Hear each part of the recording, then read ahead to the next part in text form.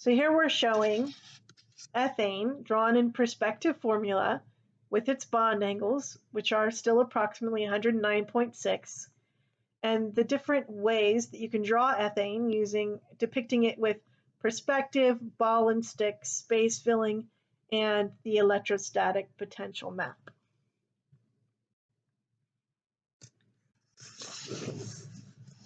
End-on overlap of two sp3 orbitals, as I said, forms the sigma bonding molecular orbital, and destructive overlap, where they are out of phase, forms the anti-bonding molecular orbital. As long as electrons are filling the bonding molecular orbital and there are no electrons in the anti-bonding molecular orbital, a bond does exist. So we can review now about electron domains and hybridization. So here's a table of things that we've already looked at. The group number, lithium 1, number of covalent bonds 1, number of bonding electrons 0. Beryllium 2, covalent bonds 2, number of non-bonding electrons 0. Boron 3, covalent bonds, it forms 3, and that is 0. So what is unique about these atoms is that if they do form covalent bonds, they do not obey the octet rule. They will all form bonds so that they have less than an octet.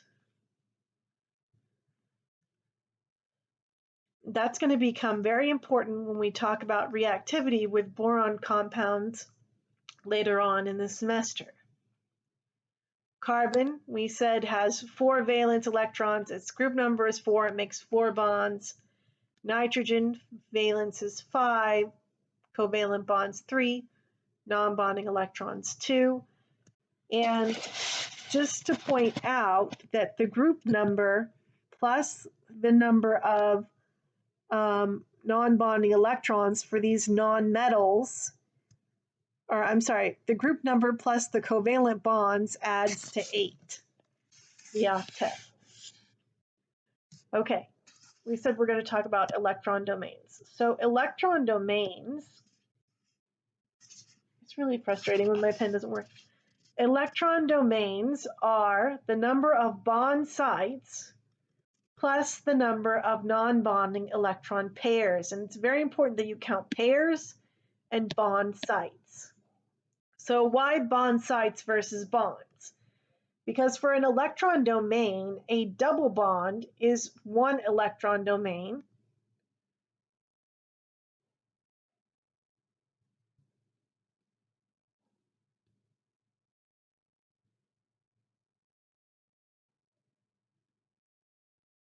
And a single bond is also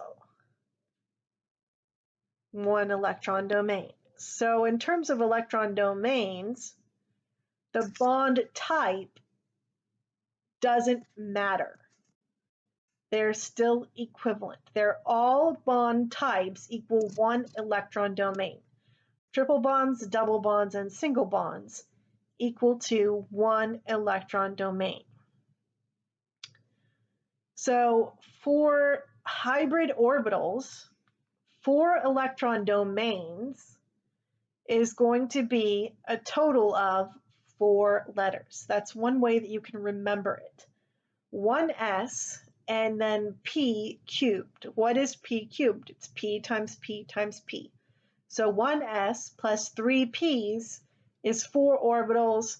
That's 4 letters, and that's 4 electron domains. And that's one way that you can remember what your hybrid orbitals are.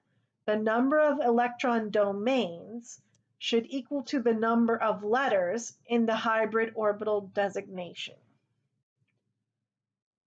So number of letters in sp2 is 3. That's going to be 3 electron domains. Number of letters in sp is 2. That's coming from a molecule or an atom that has only 2 electron domains. When we have a large molecule, like ethylene, every atom in ethylene has its own designation in terms of number of electron domains. The number of electron domains for hydrogen is always going to be 1. The number of electron domains for carbon can vary.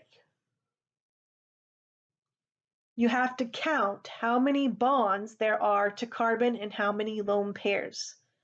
So carbon has 1, 2, 3 bond sites, 0 lone pairs. Then for C1, there are 3 electron domains, and it is sp2 hybridized, 3 letters. Again, the same thing actually occurs at carbon 2, which has 1, 2, 3 bond sites, no lone pairs, and so it is also sp2 hybridized. What that means is that these bonds are made using sp2 orbitals. So for the carbon to hydrogen bond, sigma bonds,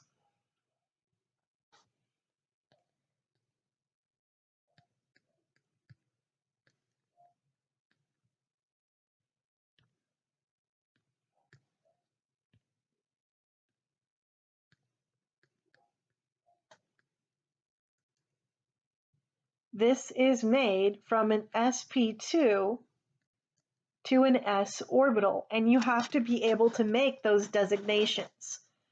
The carbon to carbon double bond is actually 2 bonds, 1 sigma and 1 pi. So the carbon to carbon sigma is made from sp2 to sp2 orbital and on overlap, and the carbon to carbon pi is made from side to side overlap of p orbitals.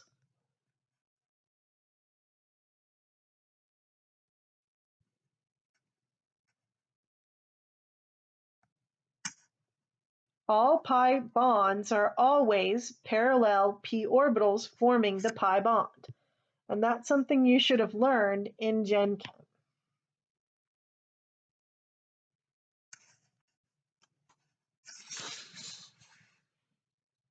Okay, an sp2 carbon has 3 sp2 orbitals and 1 p orbital.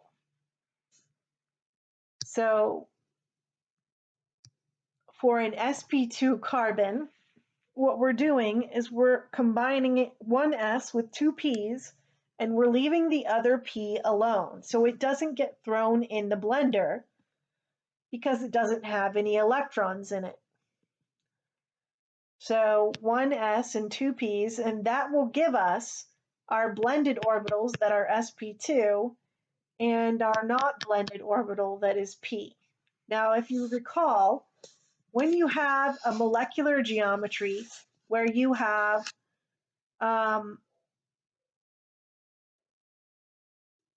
three bonding electron domains and 0 non-bonding electron domains, that is called trigonal planar, sp2. Bonding in ethene is shown here. So we show what I talked about on the previous page, that the sigma bond formed from the sp2 to s is from overlap of an sp2 orbital to an s orbital for the sigma bond of C to H. The carbon to carbon sigma bond is sp2 to sp2.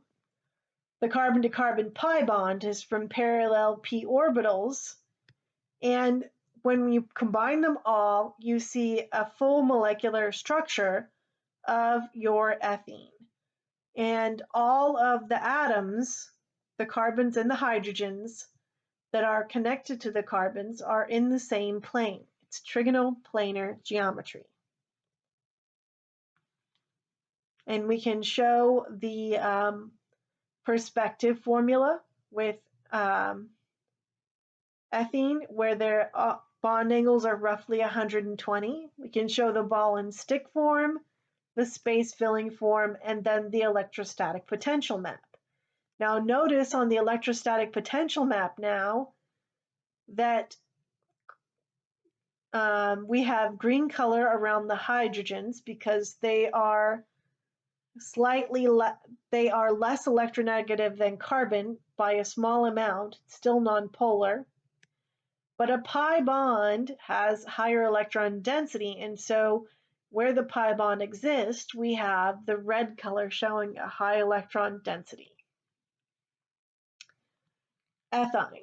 So the final type of hybrid orbital that we can cover here is to have two bonding domains and a hybrid orbital of sp. So what we have is this carbon that I am pointing at with the laser has two bond sites, a single bond and a triple bond. So two bond sites, it has no lone pairs. That is a hybrid geometry of sp. So what happens is that we only throw one S and one P into the blender, and we leave the other two P's out of the blender when we make our orbitals. That will give us two sp orbitals and two empty p orbitals.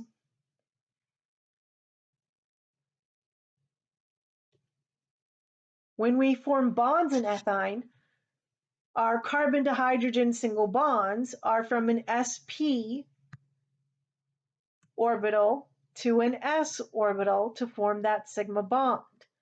And sp hybrid geometry has a bond angle of 180 degrees, or linear molecular geometry. Now, the carbon-to-carbon bond overlap is from an sp to sp overlap to form that sigma bond. And then the pi bonds are always made from parallel p orbitals. And in this case, we have two sets of parallel p orbitals. We get two pi bonds, but the pi bonds are perpendicular to each other. All right, so we have side-to-side parallel overlap of a purple to a purple. They're on separate carbons, and then blue to blue that are on separate carbons. And remember that the blue and the purple will always be perpendicular to each other. So then we can look at the structures of ethine. We get linear geometry, 180 degrees. That's the perspective formula. It's completely flat, easy to depict in ball and stick form, space filling form, and then we have our electrostatic potential map showing the area of highest electron density in red and lowest electron density in blue. So that's a review of our hybrid geometries.